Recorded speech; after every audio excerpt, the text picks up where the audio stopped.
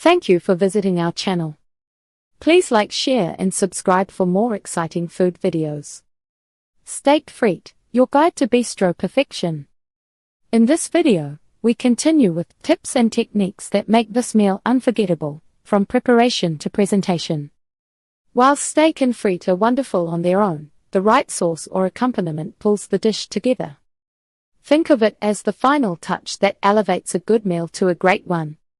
These additions complement the rich flavors of the steak and the crispiness of the fries without taking over. They add moisture, acidity, or a fresh herb note that balances each bite. Classic béarnaise sauce. Béarnaise sauce is a timeless partner for steak. This warm emulsion offers a rich, velvety texture that melts beautifully over hot meat. It's made from clarified butter, egg yolks, and a reduction of vinegar, shallots, tarragon, and peppercorns. The sauce gets its distinctive taste from the fresh tarragon and a subtle peppery kick. This combination of richness and herbaceousness makes every forkful of steak even more satisfying. It coats the palate in a luxurious way, enhancing the beef's natural flavor. Maître d'hôtel butter. Simplicity often holds the greatest elegance. Maître d'hôtel butter is a prime example. This compound butter is straightforward yet incredibly effective. It combines softened butter with finely chopped fresh parsley, lemon juice, salt, and pepper. When a pat of this butter is placed on a hot steak, it slowly melts, releasing its aromatic finish. The lemon brightens the rich steak, while the parsley adds a fresh, green note. It's a quick way to add a burst of flavor and a touch of luxury without a lot of fuss. Pan sauce variations. A well-made pan sauce offers deep flavor from the drippings left in the pan after cooking your steak. This is where the magic happens and flavor develops. It's a simple, yet profound addition. After removing the steak from the pan, pour off any excess fat, leaving just a thin layer. Deglaze the pan with a liquid. Red wine offers a deep, fruity richness that pairs well with beef.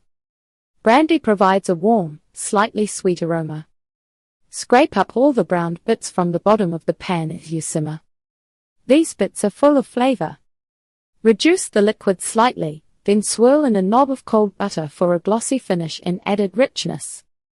This type of sauce captures the essence of the steak's flavor and creates a cohesive dish.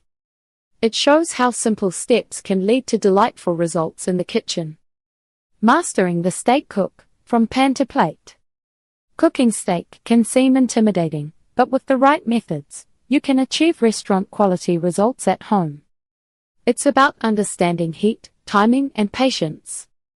Let's explore how to get that perfect crust, allow your steak to rest properly, and slice it like a pro. Searing for that perfect crust. A beautiful crust on your steak isn't just for looks. It adds incredible flavor and texture. This comes from the Maillard reaction, a chemical process that creates rich, savory compounds. To achieve this, a cast iron skillet or a heavy-bottomed stainless steel pan is your best friend. These pans hold heat really well, which is essential for a great sear. High heat is key. Place your pan over high heat for several minutes until it's very hot, almost smoking. You want the pan to be screaming hot when the steak hits it. Oil selection. Choose an oil with a high smoke point. Good options include grapeseed oil, avocado oil, canola oil, and vegetable oil. A light coating of oil on the steak or in the pan is enough. Too much oil can lead to a greasy crust instead of a crispy one. Pat it dry. Before adding the steak, make sure it is completely dry. Use paper towels to pat both sides. Any moisture on the surface will create steam, which prevents browning. Sear it up. Place your seasoned steak carefully into the hot pan. Don't move it for the first few minutes. This allows the crust to form without sticking. Once a deep brown crust appears on the first side, flip the steak. Continue searing on the second side. For a medium rare steak, you might spend about 2 to 4 minutes per side, depending on thickness. You can also turn the steak on its sides to sear the edges. Resting your steak, the forgotten step. You've just cooked a beautiful steak, and it smells amazing. It's tempting to slice right into it. But waiting is crucial for a tender, juicy result. Resting your steak is perhaps the most overlooked step in achieving perfection. When meat cooks, its muscle fibers contract, pushing the juices to the center. If you cut into the steak immediately, all those flavorful juices will run out onto your cutting board. This leaves you with dry meat. Resting allows the muscle fibers to relax. The juices then redistribute evenly throughout the steak, reabsorbing back into the meat. This ensures every bite is tender and flavorful. How long should you rest it? A good rule of thumb is to rest your steak for about half the time it cooked. For example, if your steak cooked for 10 minutes, rest it for 5 minutes. Place the steak on a cutting board and tent it loosely with foil. Do not wrap it tightly, as this will steam the steak and soften the crust you worked so hard to create. Give your steak this essential resting period, and you will taste the difference. The art of slicing and presentation. Slicing your steak correctly makes a huge impact on its tenderness and the overall eating experience. It's especially important for cuts like flank or skirt steak, which have long muscle fibers. Slicing against the grain ensures each piece is easy to chew and enjoy. Identify the grain. Look closely at your cooked steak. You will see thin lines running in one direction. These are the muscle fibers, or the grain. Slice against the grain. Position your knife perpendicular to these lines. This means you will be cutting across the fibers, making them shorter. Shorter fibers are much easier to chew. Angle for tenderness. For optimal tenderness, slice at a slight angle.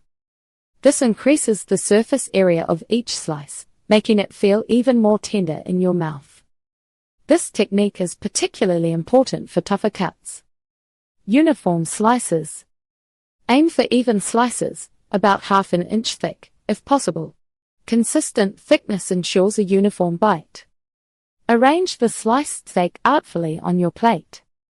A fan-like pattern or fanned-out slices often looks appealing. A sprinkle of flaky sea salt or a drizzle of your pan sauce on top adds a finishing touch. This thoughtful presentation makes your homemade steak frite restaurant-worthy. Steak frite, at its heart, is a celebration of simple ingredients perfected through careful technique. It's an accessible luxury.